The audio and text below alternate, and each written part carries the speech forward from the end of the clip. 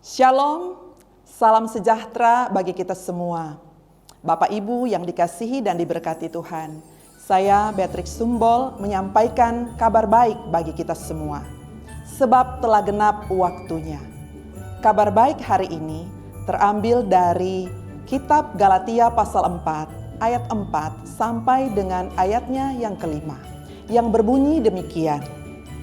Tetapi setelah genap waktunya, maka Allah mengutus anaknya yang lahir dari seorang perempuan dan takluk kepada hukum Taurat.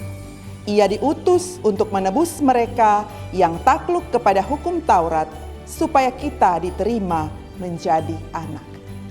Dari kabar baik ini, ada beberapa hal yang menarik dan menguatkan kita. Yang pertama, ungkapan setelah genap waktunya. Ini menunjukkan rencana Allah yang sempurna. Frasa ini menegaskan bahwa kedatangan Kristus bukanlah kebetulan, melainkan bagian dari rencana ilahi yang Dia siapkan secara cermat. Artinya, Allah bekerja tepat waktu, bukan tergesa-gesa dan tidak pernah terlambat. Yang kedua, Allah mengutus anaknya.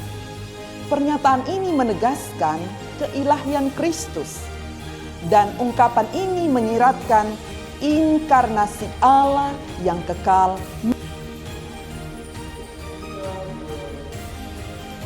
Yang kedua, Allah mengutus anaknya.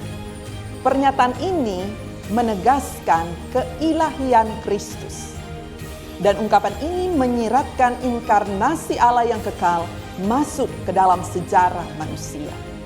Dalam peristiwa ini, saudaraku, kasih Allah nyata melalui tindakan konkret.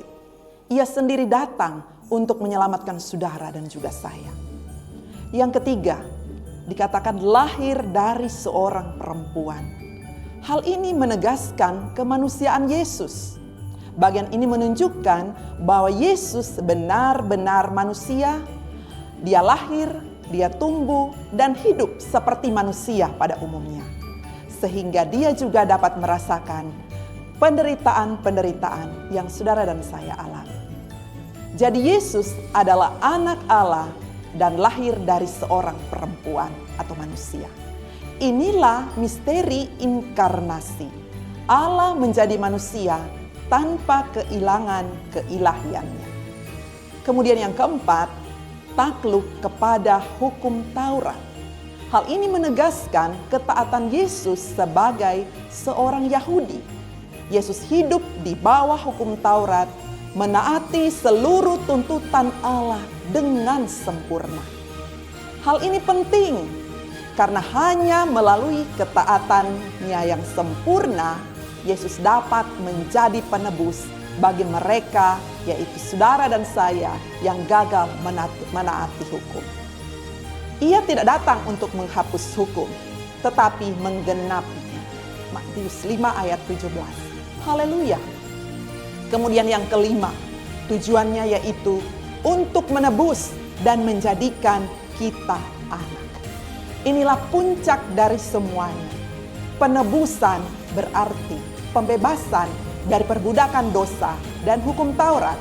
Penerimaan sebagai anak berarti kita bukan lagi hamba, melainkan anggota keluarga Allah yang memiliki hak waris rohani. Ini adalah transformasi status rohani kita. Dari hamba menjadi anak. Dari keterikatan menjadi kebebasan. Dari keterasingan menjadi kedekatan dengan Allah. Ayat ini memiliki makna teologis yang sangat dalam karena memadukan kristologi, soteriologi, dan pneumatologi dalam satu kesatuan, di mana Allah adalah perancang keselamatan, Yesus adalah pelaksana keselamatan, sedangkan Roh Kudus adalah pemberi kesadaran bahwa kita adalah anak Allah. Apa implikasinya bagi kita semua sebagai orang percaya? Yang pertama, hidup kita ada dalam waktu dan rencana Allah yang sempurna. Jadi tidak usah khawatir. Percaya saja kepada waktu dan rencana Allah. Yang kedua, kita dipanggil hidup sebagai anak, bukan sebagai hamba yang takut. Jadi hiduplah sebagai anak yang berani mendekati Bapa dan melakukan kehendak. Yang ketiga, identitas kita ditentukan oleh kasih dan karya penebusan Kristus, bukan oleh kegagalan kita untuk menaati hukum Taurat. Jadi bersyukurlah kepada Allah di dalam Yesus Kristus.